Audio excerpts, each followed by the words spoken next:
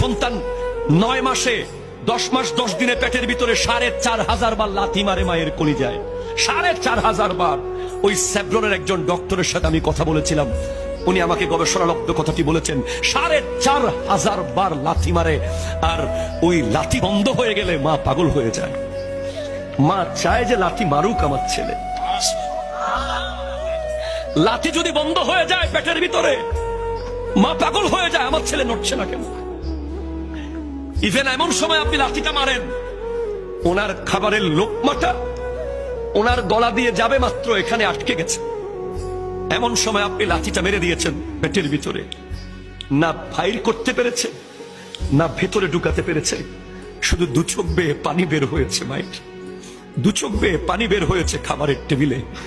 মা 10 মাস 10 দিন না কাত হয়ে ঘুমাতে পেরেছে, না চিত হয়ে ঘুমাতে পেরেছে, না ধপ করে বসা থেকে উঠতে পেরেছে, শুধু আপনার আমার জন্য।